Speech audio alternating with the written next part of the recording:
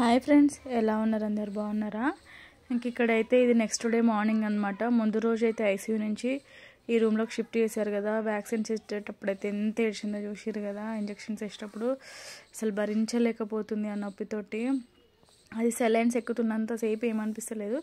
ఇంకా కొంచెం మనం బ్రేక్ ఇచ్చి తర్వాత ఇంజెక్షన్స్ వేస్తారు కదా, అప్పుడైతే మస్తు ఏడుస్తుంది బిడ్డ. అసలు ఇట్లా తట్టుకుంటుందో చెంప మొత్తం చూస్తున్నారా, వన్ సైడ్ అంతా ఎంత ఉబ్బుగా ఉందో. ఇంకా వాళ్ళ పిన్ని దగ్గరే ఉందన్నమాట. ఇంకా వాళ్ళ డాడీ ఫ్రెష్ అప్ అయ్యి మళ్ళీ వస్తా అని చెప్పి అయితే వెళ్ళిండ్రు.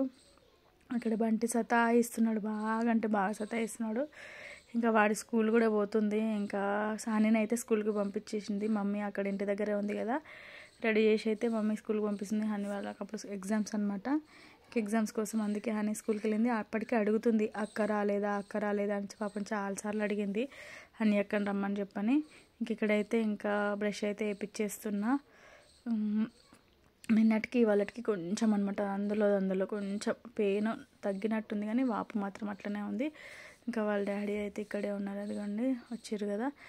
ఇక్కడ బ్రష్ చేపిస్తున్నా ఓకే. ఇంకా ఆ చేతు ఫుల్ అంటే ఫుల్ పెయిన్ వస్తుందని ఏడుస్తుంది అనమాట. అది కొంచెం క్యాండిల్ మరి క్రాస్ అయిందో మరి ఇట్ అయిందో తెలియదు కానీ ఫుల్ పెయిన్ వస్తుందని ఏడుస్తుంది. ఏం కాదు మమ్మీ తగ్గిపోతుంది అన్నా కానీ, ఎంత ఏం కాదన్నా కానీ పెయిన్ లోపలనే ఉంటుంది కదా.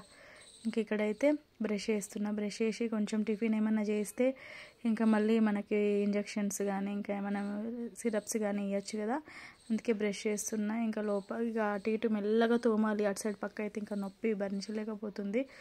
ఇంకా ఆ వాపు అయితే ఘోరంగా ఉందన్నమాట, అసలు తగ్గుతలేదు. అంటే నొప్పి కొంచెం తగ్గింది కానీ వాపు మాత్రం అట్లనే ఉంది.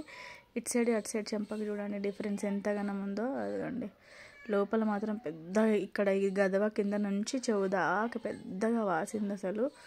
ఇంకా నన్ను ఒక్కనే ముట్టనిస్తుంది, ఎవరు ముట్టినా కానీ ముట్టనియట్లేదు. ఇంకా డాక్టర్స్ చూసి చెప్తున్నారు ఇంకా తగ్గట్లేదు, ఇది ఇంకా కొంచెం ఉంది. ఫీవర్ కూడా తగ్గట్లేదు అనమాట, ఫీవర్ కూడా అట్లనే ఉంది.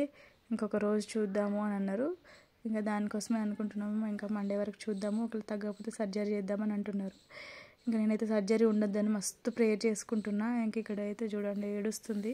ఇంకా వాళ్ళ తమ్ముడు స్వీట్స్ తెచ్చుకొని తింటుండే చూడండి. వాడికి స్వీట్స్ అంటే బాగా ఇష్టము. ఇక్కడ వాళ్ళ డాడీ పోతా అంటే వెనకాలనే పోతా అని అంటున్నాడు. ఇంకా ముందు రోజు అత్తయ్య బావగారు వాళ్ళు వచ్చారు కదా, వాళ్ళ ఇంటి దగ్గరే ఉన్నారనమాట. ఇంకా బాక్స్ చేసి పంపిమని చెప్పిన. ఇక్కడ ఆఫ్టర్నూన్ తినడానికి మాకు ఇంకేదైనా ఉండాలి కదా. మా వారు అన్నారు టిఫిన్ ఏమైనా తీసుకురావాలన్నారు కానీ వద్దులే అని చెప్పేసిన. ఇంకా బాక్స్ అయితే చేసి పంపించామని చెప్పిన అనమాట అమ్మని అయితే. నేనైతే ముగ్గురు అన్నయ్యలకైతే చాలా చాలా థ్యాంక్ యూ చెప్తున్నా. ఆ రోజు మాతో మొత్తం ఉండేసి నైట్ జాయిన్ చేసినప్పటి నుంచి నైట్ 2:30 దాకా మాతోనే ఉన్నారు. అమ్మ వాళ్ళు వస్తే అమ్మ వాళ్ళని తీసుకుని కూడా వెళ్ళారు అనమాట. నేనైతే చాలా థ్యాంక్ యూ చెప్తున్నా. ఇంకా అట్లనే చాలామంది కూడా కమెంట్స్ పెడుతున్నారు, కుట్టి గెట్ విల్ సూన్ అని చెప్పేసి. అక్క ఏడవకండి తగ్గిపోతుంది అని, కుట్టి ఏడవకరా అని చాలామంది పెట్టిర్రు పాపం. కానీ భరించలేకపోతుంది బిడ్డ. మనం ఒక్క సూది వేసుకుంటేనే ఎంతో ఏడుస్తాం, పిల్లలు ఒక్క ట్యాబ్లెట్ వేసుకోవడానికి ఎంతో ఏడుస్తాం, కానీ దానికి ఇంజెక్షన్స్ పైన ఇంజెక్షన్స్ సెలైన్స్ ఎక్కుతూనే ఉన్నాయన్నమాట.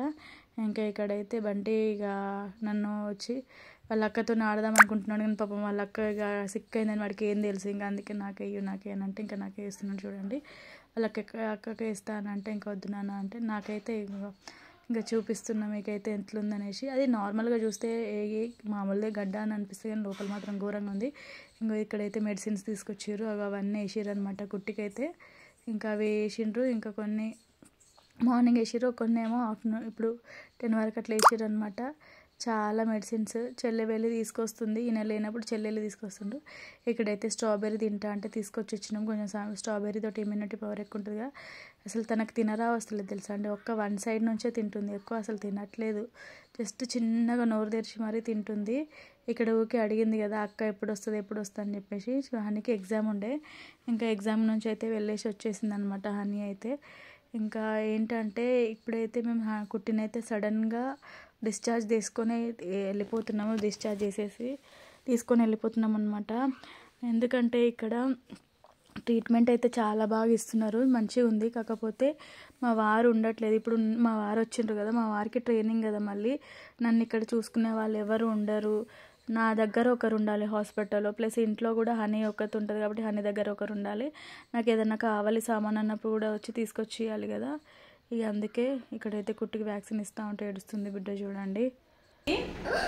సరే నాన్న సరే ఏడవకు.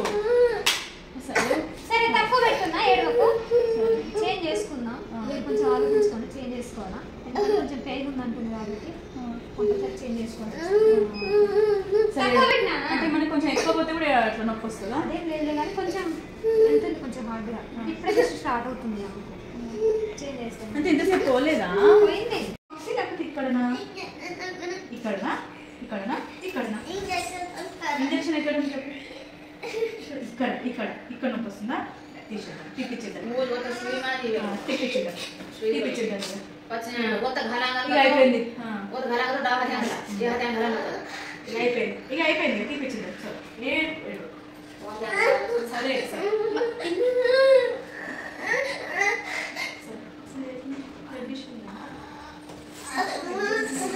మేడం ఎక్కువ వస్తుందా? టీటీ కొంచెం మేడం ఏం హాస్పిటల్ ఇంత కూడా అది ఎట్లని బండ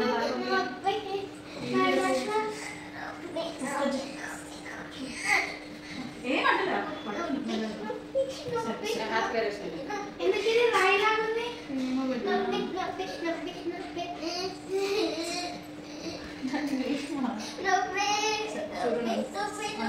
సరే సరే తీపిచ్చేదా?